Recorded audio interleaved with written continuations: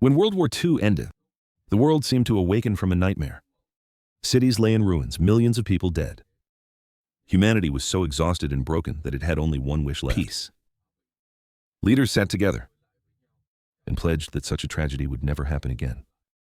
The United Nations was born, NATO was established, and international treaties were signed one after another. At that moment, it seemed people truly believed that they had entered a new era, an era of reason, of dialogue and cooperation instead of hatred.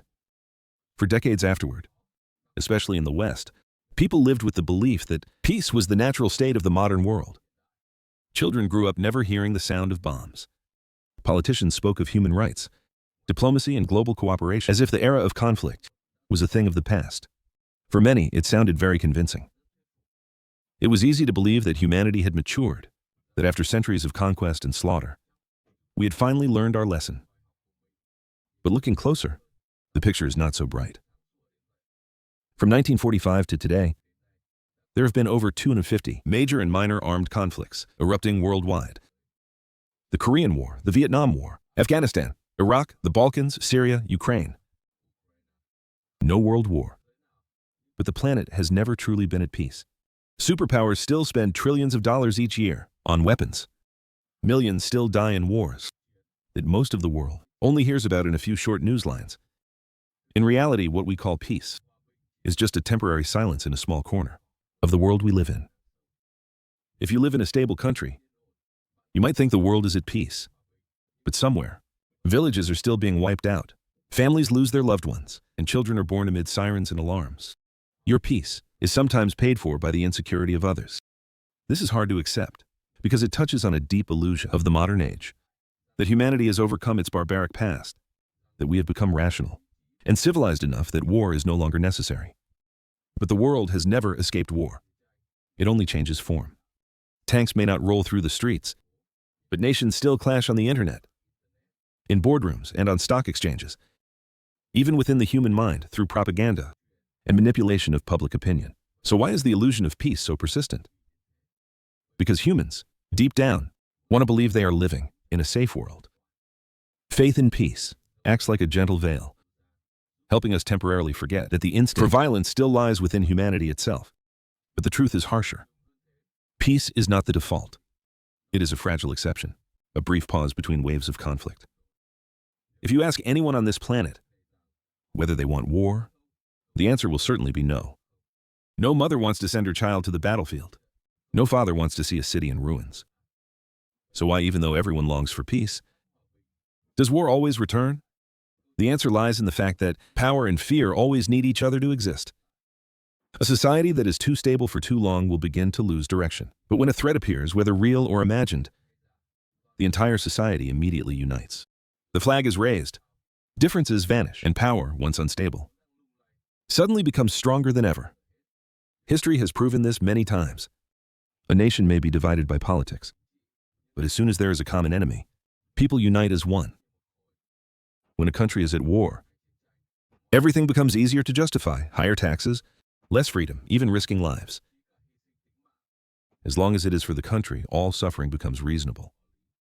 War, therefore, is not just a conflict between opposing sides.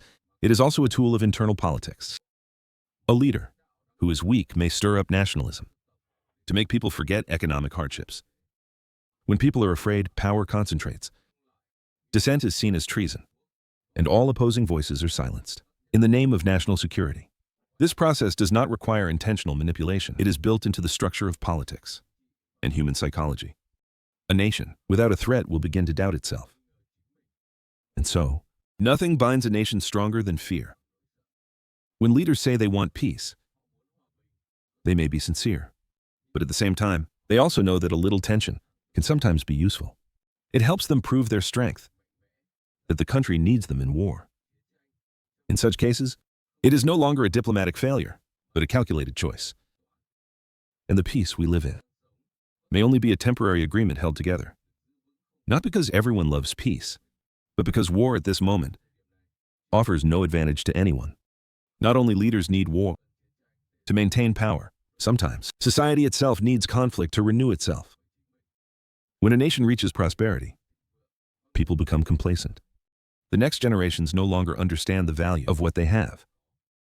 The leadership, once dynamic and bold, is now replaced by those who only manage, daring no longer to innovate. Society stagnates, discontent quietly spreads, and that is when conflict erupts.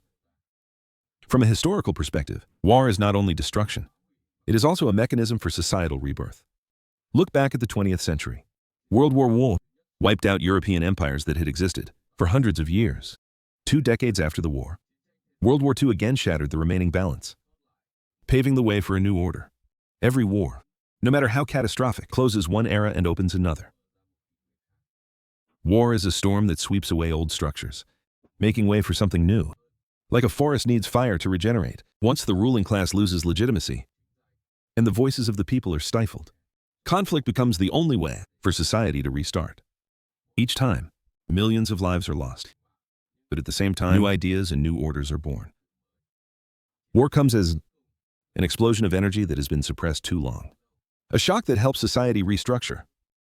Stability breeds stagnation. Stagnation breeds discontent. Discontent leads to conflict. And from the ashes, a new order emerges. When we think of war, we often imagine chaos and bloodshed. But from the perspective of power, war is rarely random. War is not born of sudden emotion, but of calculated action. Its goal is still the control of territory, resources, influence. When words and negotiations fail, force is used. Looking at the 21st century, we see this clearly. When Russia attacked Ukraine, the public reason was national security, but behind it was a struggle for influence and resources. Similarly, the US-China confrontation has no gunfire, but is still total war. Trade, technology, global media influence. No tanks, but still winners and losers exist. Modern war is now about data, energy, and networks. Politics and war are inseparable. Both operate on the same principle, using power to force others into submission. And when the political goal is not achieved, war cannot stop. Many wars last not because the battlefield demands it, but because the political agenda is unfinished or failure cannot yet be acknowledged. War is also a stage for power. Every parade, every declaration carries a political message. When a nation displays its strength, it is not only outward display, but also internal reassurance. However, treating war as merely a performance is a mistake. It is still a real struggle for survival, where politics is written in blood. Thus, war is not a failure of politics. It is a continuation of politics, differing only in brutality.